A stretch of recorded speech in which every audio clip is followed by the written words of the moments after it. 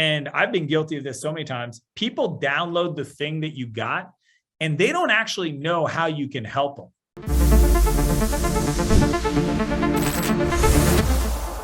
Hey there, I'm Dan Martell, and this is a SaaS Growth Show by SaaS Academy, and this video is specifically part of the lead gen summer campaign we got going on, where every week we're releasing new trainings to help you make lead gen a problem of the past.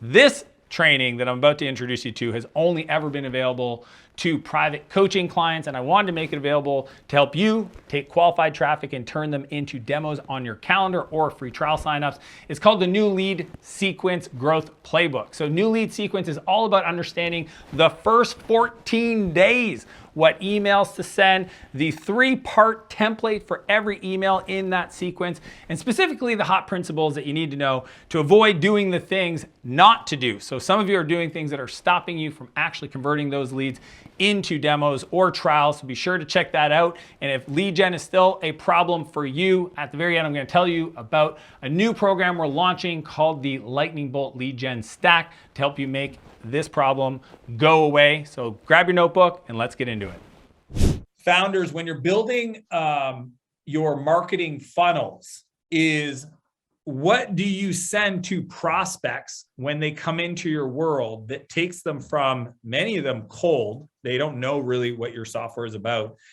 to a place where they might actually buy from you, or at minimum start a trial, schedule a call. That is what we're trying to accomplish.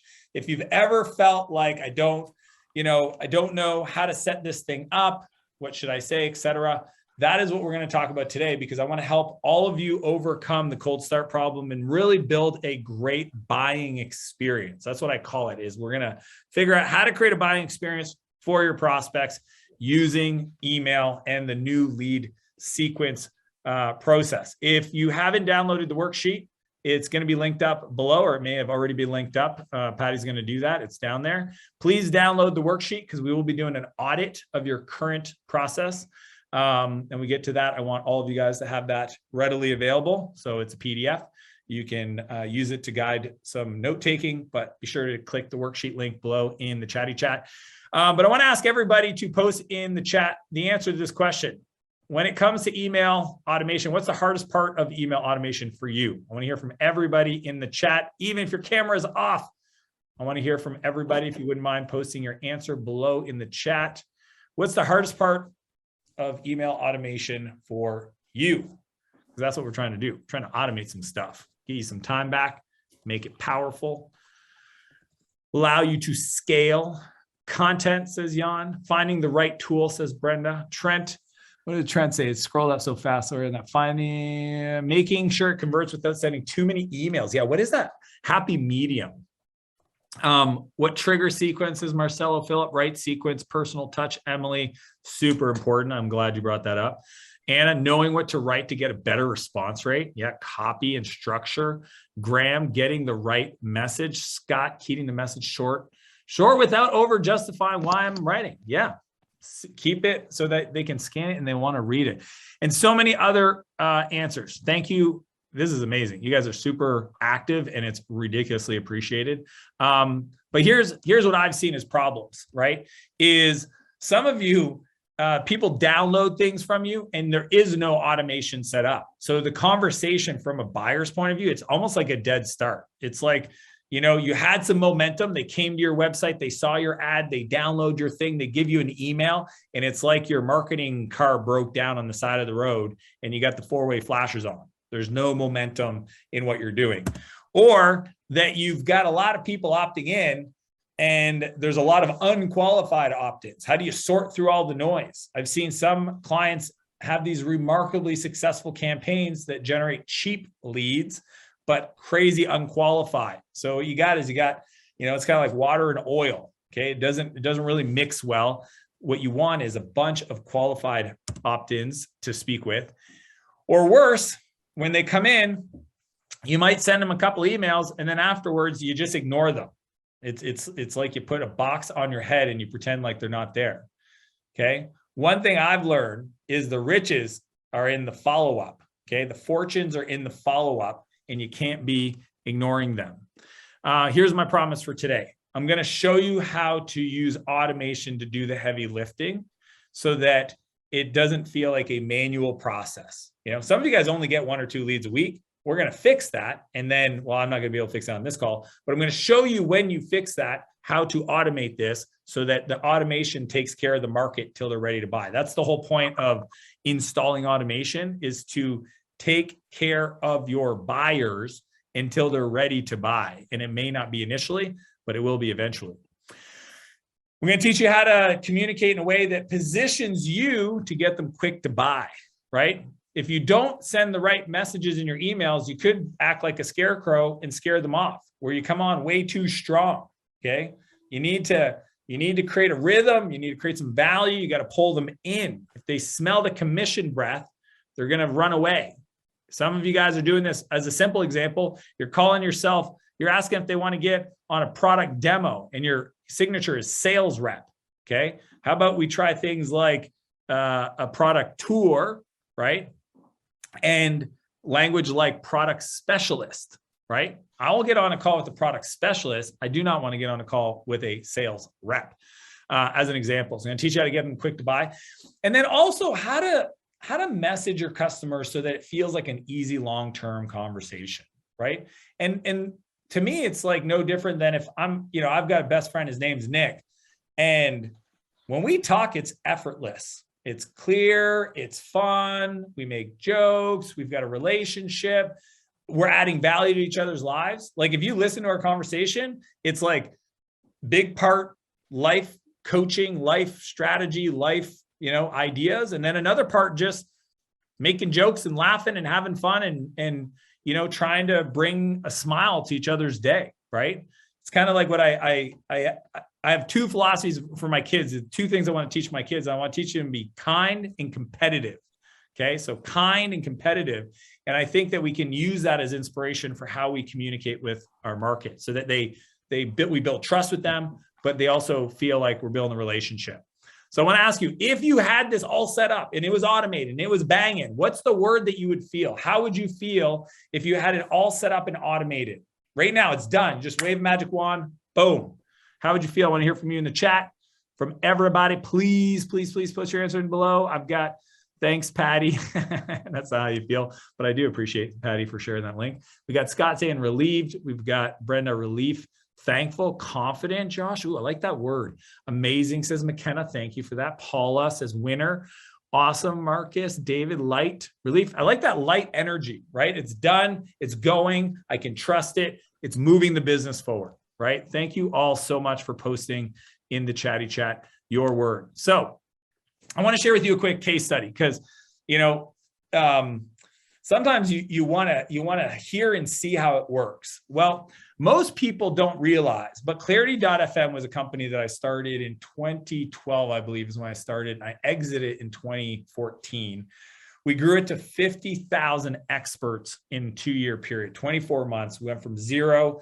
We raised 1.6 million in funding. Our revenue was like 10% growth monthly. It was an incredible ride. We eventually got acquired by startups.com or .co. And I think it's still active live. You guys can verify if it is, but I'm pretty sure like to this day, and I sold it in 2014, 6 years later, it's still running, it's still operating, and people are still doing calls. So what Clarity was a platform to get advice from other entrepreneurs over the phone, right? Or on-demand business advice for entrepreneurs. The way I scaled this up is our growth engine, because we're a marketplace, was predicated on our experts. Okay. And this is how Airbnb did. If you think of Airbnb, the way they grew was through SEO of the listings of their host. So their host created listings on their platform that then SEO indexed and it created traffic. Clarity was the same way. But this was my strategy, is I recruited the experts to write blog posts around the top topics I knew our best customers wanted answers on. The experts would write the blog post in exchange for a link to their profile, which would get them more calls. Now, that was the distribution of it to get traffic. But the way I collected emails was I had a lead magnet called How to Get a Mentor. Okay, so there was a lead magnet on how to find and attract a mentor, because again, if you're coming to Clarity to get advice from entrepreneurs, then that would be an aligned, attractive kind of offer, right? And check out the Beacon lead magnet training if you're curious on how to create a good Beacon lead magnet. But that was the lead magnet that I used in Clarity. And if anybody used the product, there's a 99.9% chance you got an email from Dan at clarity.fm. And it was using the exact same framework that I'm going to be teaching you guys today. And that's why we're able to grow. There it says 30,000, but that's an old screenshot because I didn't have a screenshot. I Googled Clarity homepage on Google Images. But we use the exact same new lead sequence I'm going to teach you to take the traffic that came through the blog, use our lead magnet to get the email, and then push them forward to get them using our product and our platform to generate revenue. And that is the missing piece for a lot of people, is what does that email sequence look like and what's unique about it? What makes it different the way I teach it?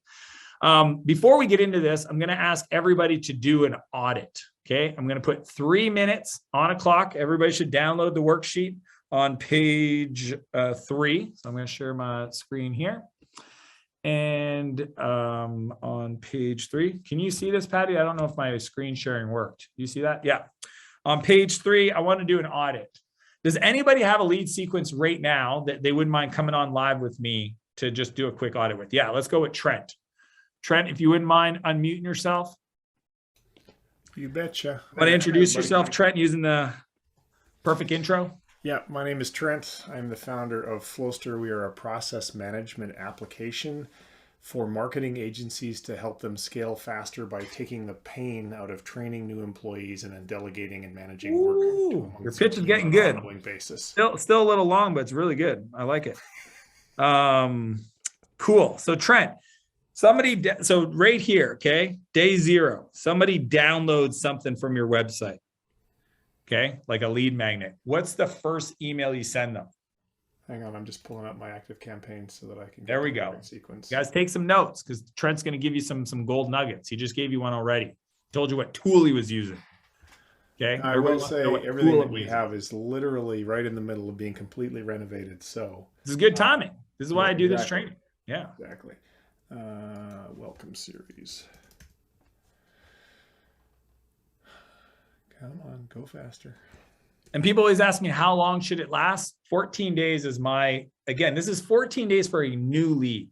This does not include other campaigns, which I teach in the email flow planner training, which talks about the 4 core campaigns. This is just the first one. So Trent, what do you do in the first email? Yeah, do you want me to just share my screen? You just talk me through it because I really want to show people what an audit looks like. What do you do in the first one? Let me make this full screen. And for whatever reason, my computer is moving at the speed of a glacier right now, so I apologize to everybody for that. It's just the way it works when we get the technology. Yeah. All right. So the very first email is we are asking them to schedule an onboarding call with customer success. Okay. So this is if somebody signs up for your product. Yes. Oh, so you want the new lead. So we actually haven't, correct. This is our, that's why we're doing this training. Free users and so forth. Yeah. A lot of people have campaigns for trial conversions, which is what you're probably walking me through, Trent, or activation campaigns. Yeah. This is for the new leads. And this is why I'm doing this training, because I want people to understand there's a difference. So Trent, I'm going to probably go to somebody else if that's okay. Cool. Does anybody else have like a downloaded lead magnet? They're not a customer. What do I send them in the first 14 days that they want to audit with me? We got David at Wired Impact there. Let's bring David up. There we go. David, are you there? Yeah, I'm here. Cool. David, tell us about your business. Do the quick intro.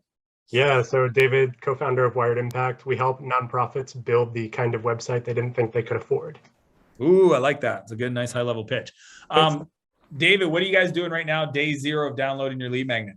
Yeah, so basically we send someone to like the thank you page, and then we start, those kind of standard lead capture that you walk through. And then we send someone an email that says, it's actually like the next day, says, saw you downloaded the lead magnet yesterday, and asks if building a new website is part of their awareness building efforts. So Okay. And then I'm not going to give you any corrections yet, but what do you do after that? So that's day one. It's not day 0. What do you do after that? Yeah. And then after that, we wait a day Yep. and we send them an email that's centered on the hot button that the beacon lead magnet is tied to. That's just kind of like stoking the pain. Yeah. Then what? And then we wait another day. Yep. And we rotate to one of our other hot buttons. Yep. Hot button 2. Yep. And then we wait 3 days and circle back to the original, kind of stoking the pain and just kind of trying to engage them around whether or not, again, a website is part of their plan in the near future. Yep. Anything else?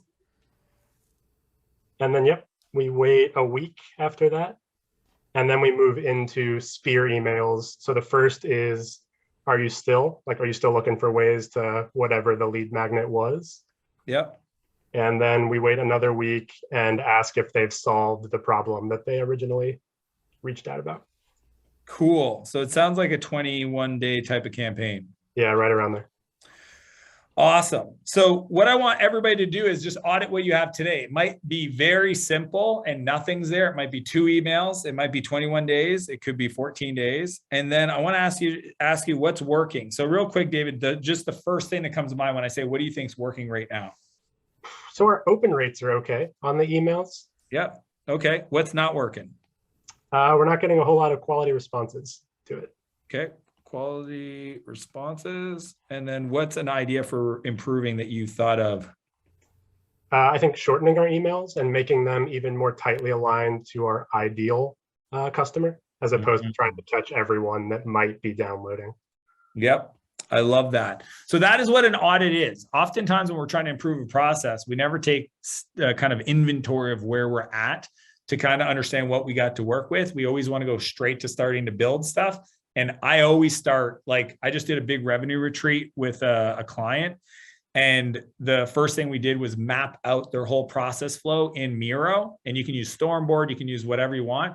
It's the same thing we just did now, right, David? We essentially kind of did a process map of the emails. And it's what I think Trent opened up in Active Campaign was kind of the flow builder, so we can visually see it. And then you can sit down, look at stuff and make your list of opportunities. And then I'm going to teach you guys the framework. So David, let's give some love to David. This is how we do it. Fingers to the camera. Thanks for sharing what you guys are doing today. He mentioned a few terms I'm going to dive into. I didn't want to elaborate until we got into the specifics, but that is what we're doing today. So we're going to talk about spears and hot buttons and all this fun stuff. So that is the audit. Start with the first 14-day audit. Maybe it's 21 days and then take it from there. Few hot principles. I got 5 for you. They're all very, very important. Okay. Because it's not about knowing how to do it. It's the context behind it. Okay. I just finished giving a talk to a group of coaches, and they asked me, what's your philosophy around content? My philosophy around content is not just the how, it's the why behind it. Because without the why, you can't learn the art part of what we're doing. Okay. And it's very copy paste. That's not how creativity and producing results really work. So number 1 is you want to show them what you got. Okay. So the way I think about this is, you know, those guys in like New York City downtown, you know, those kind of shady dudes with, they get the watches and they like, you know, they go, do you like this watch? You like this watch? What kind of watch you want? And they open up their jackets and it's like, what do you need? You know, it's kind of it's like one of those things. It's a lot of times, and I've been guilty of this so many times, people download the thing that you got and they don't actually know how you can help them. So in the first email, being very clear of like, this is how we helped founders just like you. This is how we help sales directors just like you. This is how we help HR managers just like you, or CEOs, right? You got to show them what you got so that it builds the context. Think about this. I bring up, you know, Keith or Jan or somebody else on this call, and I get right into the Q&A. You don't even know what they do. That's why you've noticed every time I bring somebody up, I say, hey, could you introduce yourself? Because the context setting matters. And here's what I've learned. What you say early in the conversation is what people will remember for months, if not years. So here's an example. I remember I used to tell people when I was doing sales calls for SaaS Academy, I would tell people like our events go East Coast, West Coast, and then Canada, and we try to follow the weather. So we go like, you know, the US in warm spots and only come back to Canada when it's warm, like our Canadian events in June. And I would just say that on a call, and I put it into my talk track, and I started teaching people. And all of a sudden, like a lot of the sales reps started saying it, and people would say that to me. They go, hey, I know you like to follow the weather when we do our event. When's the next event? Or where's the next event? And it was fascinating to me because this is something I told them like months ago and they remembered, but sometimes we'd tell them something today and they would forget. I don't know if you've ever done this with a client where you almost need to really like hone in that first initial onboarding call because it's so important because they're like new and hungry and like a sponge. But then later on, you like do something really cool and really important and you tell them and it's like they forgot. So I just want you to know that early the conversation, like the first email showing you what you got sets the context for everything else that's going to come after. So that's the first hot principle. Number two is you got to agitate the frustration. Okay. If we don't ask them questions that helps them self-identify that they have a problem, then they won't be looking for a solution. So oftentimes, you know, humans, they have this thing, it's called the Dunning-Kruger effect. I believe that's the right bias. It's a bias towards people thinking they're better at something. Is that the Dunning-Kruger one? I think it is. No, the Dunning-Kruger one, there's one about like the more you know, or the less you know, the more of an expert you think you are. The more you know, the more you realize you're not an expert. What's the other one? If anybody's got it posted in the chat, you know, where people think they're better drivers than they actually are. If you guys know that bias, that human bias, I forget what it's called. But the point is that our jobs as marketers is to agitate the frustration, let them know they have a problem. So being a man, says Joe. Yeah. But it's not there's a bias for that where people have an inflated sense of skill level, right? So oftentimes your prospects, buyers come into your world and they don't realize that what they do is broken.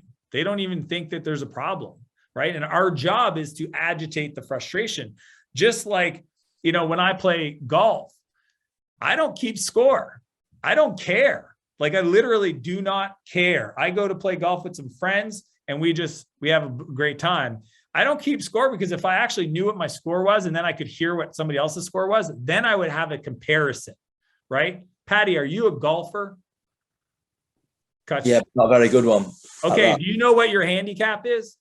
No, I'm not that good. Okay, good. See, if you knew your handicap and you told me, I'm kind of a competitive dude. I don't know what my handicap is, but now I'm going to want to know what it is so that I know how we compare. It's kind of like running. I know what my 10K race is. So if you told me what your 10K is, I'm going to go like, oh man, I got to go work. So sometimes people don't realize like, oh, at your scale, you have a data problem, or at your scale, you have an HR problem, or your scale, you have a marketing problem or sales problem. They don't even know what their sales velocity is if they're a sales SaaS company. So asking them questions that help them quantify their pain to agitate the frustration is part of the email sequence. It's what we need to do. That's why we call them hot buttons. Hot buttons are essentially, most companies have at least 3, if not 5. But a hot button is something that if it's almost like a button on their skin or a bruise, right? If I had a bruise, I usually have a bunch of bruises, but if I had a bruise on my, well, there's a little, no, is that one? No, scar. If I had a bruise and you pushed on it and it hurt, I would be like, yo, what are you doing? And then you'd be like, hey man, I know why you have a bruise. And you're like, why? It's like, oh, the way you're sleeping at night, you don't realize blah, blah, blah, blah, blah. And I'm like, oh, that's interesting. Tell me more about it. And that's the whole point, is that when we can explain our customer's problem better than they can explain it themselves, write that down. When you can explain your customer's problem better than they can explain it themselves, you become the expert. So agitating the pain is not just enough to say like, did you know that, you know, most SaaS companies are leaving 40% revenue on the table by not increasing their prices? It's how you say that and describe it where they agree with it and they look at you as now the expert. So we got to agitate the pain. Keep it personal. Okay. I call this a business mullet. Okay. This is a business mullet. You've all done it. I'm guilty of it. Sometimes I've done it while I was on trainings. Okay. I'm sitting here with a shirt on and I'm wearing my friggin' running shorts or whatever. Okay. But I share this because what I've discovered is it's not B2B. A lot of us sell B2B software. It's H to H. What does that mean? H to H is human to human. Okay. When I'm trying to have a chat with a prospect or a buyer, or I'm having a sales call, the conversation is about them and themselves and how they see themselves in the role. And too often in B2B, you know, the marketing person comes into your company and they start writing these very formal emails, you know, like we are a this and this, and we are best in class and blah, blah, blah. And the truth is like a lot of that is just, it's not understood. What they want to hear is they want to hear that you know the know-how, right? They want to know that you have the how, but they want it packaged in a personal like response. Okay. So I call this the business mullet. Your emails have to follow the same point. It's got to be professional, but it's got to be personal. Okay. It can't be like people like, can my emails be automated newsletters? Even my newsletters, I write them as if I'm writing to a friend. You guys have all received them. This is the same context. I used to win awards for clarity in our email campaigns because they came from the CEO. When you replied to it, it didn't go to me. It went to support. It went to the team. They took care of it. Same thing for like a lot of companies we know, like, and trust. They keep it personal and they figure out how to scale personal. I have one of my clients in my high-end program, Boardroom. I have a boardroom program. And he said he sends out like 10,000 emails a week as him. And I was like, dude, that's impossible. You would just get shut down with spam filters. And he goes, what we did is we created different campaigns that have different emails from, and they go to different departments. So it's almost like he said he has like the first initial dot last name, and then he has the first name dot last name, then he has the first name dot last initial. Like he has all these different emails that the team knows that when people reply to, it goes to a group inbox to the department. And he like scaled personal to, again, 10,000 emails a week. It's a completely different game. Do I recommend that? Maybe. Like it all depends. I think you can do a lot just using the CEO's email for a lot of the new lead sequences, right? Or your sales reps, if you have account managers. Using personalized messages is going to get way better response rates than otherwise. David, I'm curious, who is sending the emails that you're sending out in your new lead sequence? Yeah, they're almost all coming from my email address. Perfect. And I mean, like you said, you're not getting flooded every week that you don't have time to respond, right? Nope. You want me to teach? I'll tell you the secret the way I do it. So I'm scared to tell this, but this is internal training. Dan@danmartel is my email. D@danmartel is my sales email. So all the emails that go out in my newsletter come from D@danmartel, which goes to a shared sales inbox for my SDRs. So that's even how I personally separate them. So I'm never the bottleneck.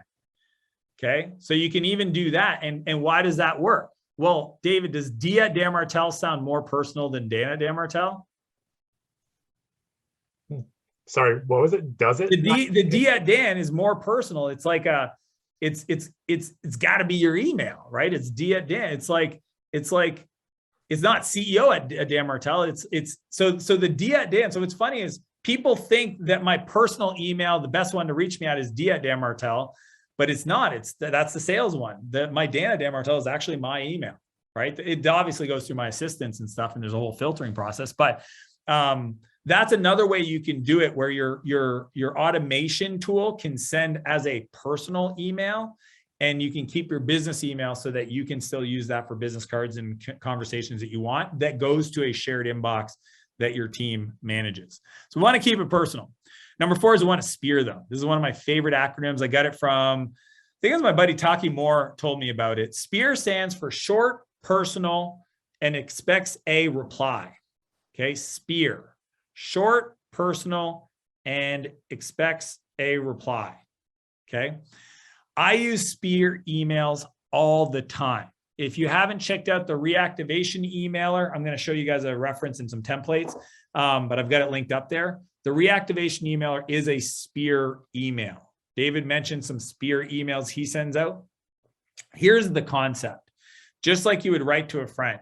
Okay. If Patty had downloaded my demo rocket builder, that's a very popular lead magnet we have, I would just email him and say, Are you still looking for help with your demos? That's it. I would even, sometimes I get rid of the signature. Sometimes I make the subject line, quick question. You know, I don't even put their first name. Sometimes I put the first names. Like it's short and specific and it expects a reply.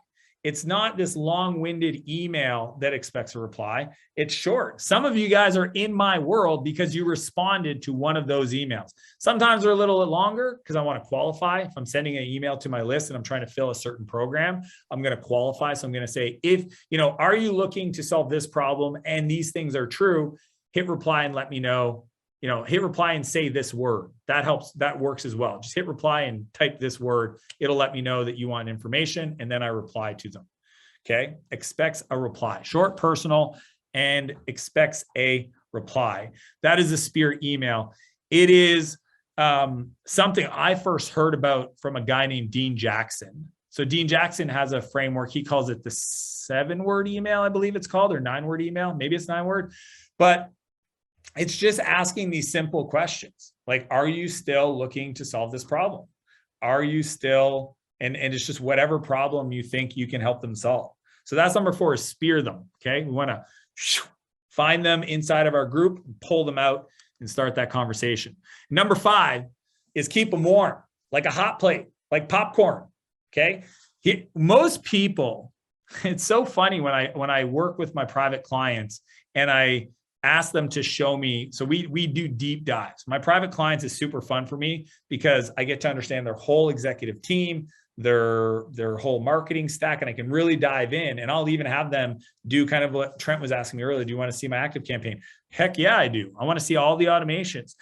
And one of the things that I try to explain to them is your buyers or prospects have different problems in their business that you can solve at different times of the year. Okay. So I'm just going to pull up all your pretty faces real quick so I can see all. I'm going to ask some questions.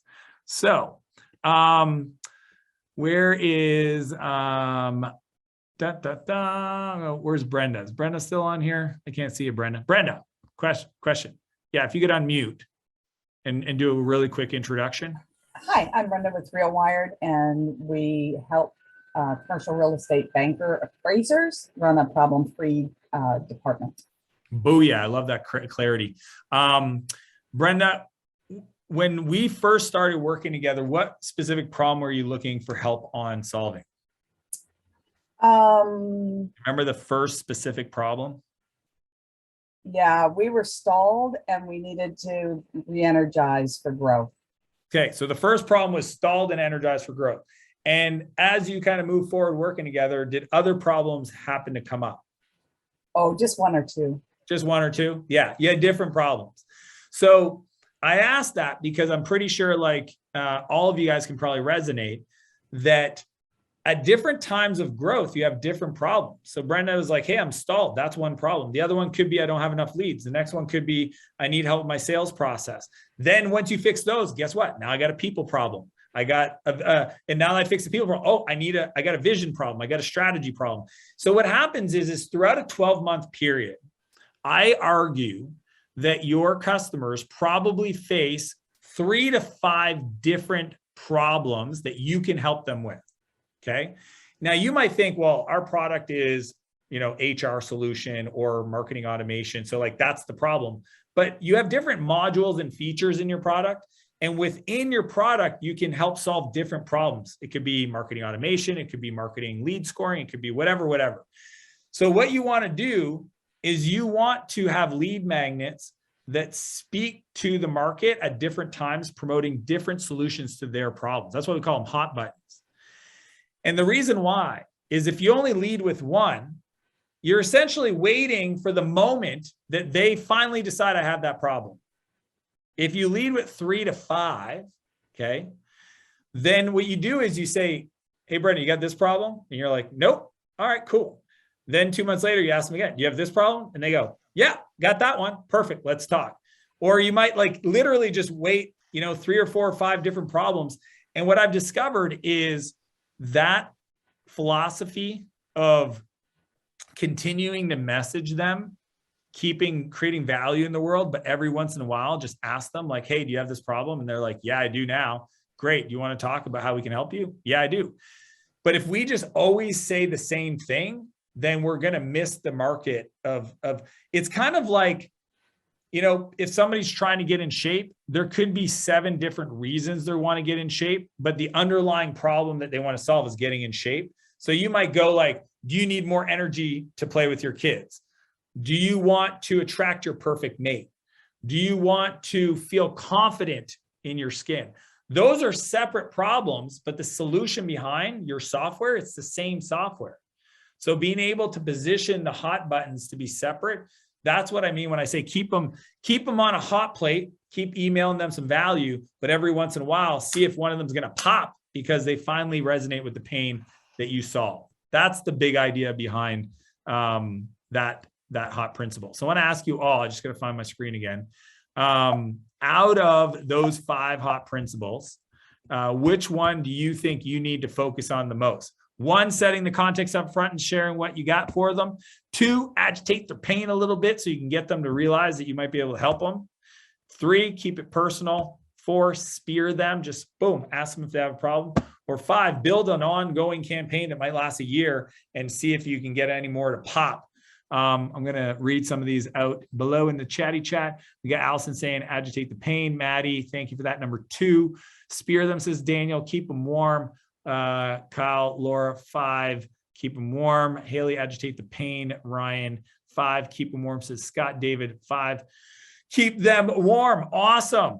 Welcome back. I hope you enjoyed that training on the new lead sequence growth playbook. It's something that I think is mandatory for all SaaS founders, and it's all part of the lead gen summer campaign we got going on, where every week we're going to be launching new videos to the channel to help you solve your lead gen. Next week, we actually have a special video with Aaron Ross. If you don't know who he is, he wrote the book Predictable Revenue. He wrote Impossible to Inevitable.